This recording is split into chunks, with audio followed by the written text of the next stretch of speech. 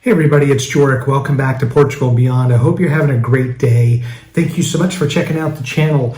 Today's topic, I'm going to get right to it. Many of you are coming to Portugal this summer. Finally, maybe it's been 2 years or more that you've been waiting to come. Maybe you've been able to do it through the pandemic. But now people are flooding to Lisbon, Porto, the Algarve, and many other places in Portugal.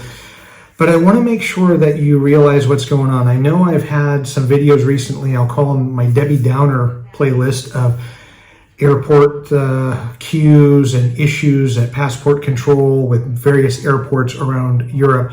But I want to tell you about what's going on here in Portugal when it comes to trains. They're starting at the beginning of June and actually now going through the end of July. There's going to be intermittent strikes. So a great way to get through and around Portugal is through trains. Very economical, beautiful countryside to be able to get from Porto. You can go all the way down to the Algarve or vice versa. If you're in Lisbon, you can go north, south. There's many destinations that you can see in Portugal using the train system. But this is also strike season. So we're having a couple of things happen. We have more people that are traveling and wanting to see parts of Portugal for the first time since 2019. So tourism's getting back to normal. And it's also the typical strike season where certain sectors of the public will do strikes. Just so happens that with trains, as you're seeing from some of the screenshots, there are delays and some trains that are not going to be running. You won't always know. It'll be very hit or miss. One day things might be mostly running. The next day, not much of anything's running.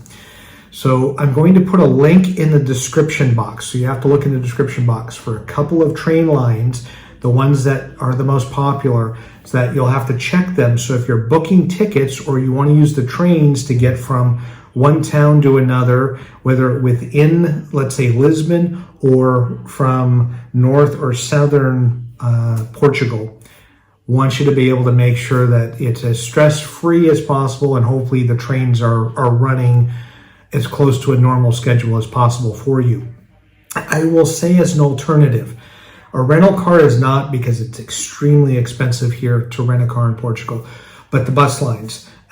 You may want to consider using the bus to get to someplace. And the buses, I believe, actually go to more spots than the trains do anyway. So if you're looking for small towns or villages, or if you're looking for larger places, you may want to use the bus this summer in Portugal as opposed to the train, just because they announced beginning of June through June, there were train strikes that were going to happen.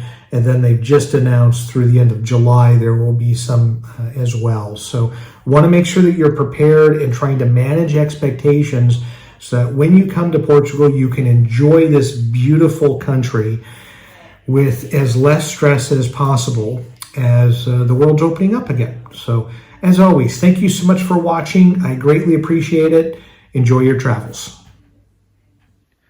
Hey, thanks so much for watching the full video. If you get a chance, and if you're interested in reading some crazy workplace stories, please check out my 2 books, Magnet of Madness Volume 1 and Volume 2, both available on Amazon in ebook or softcover.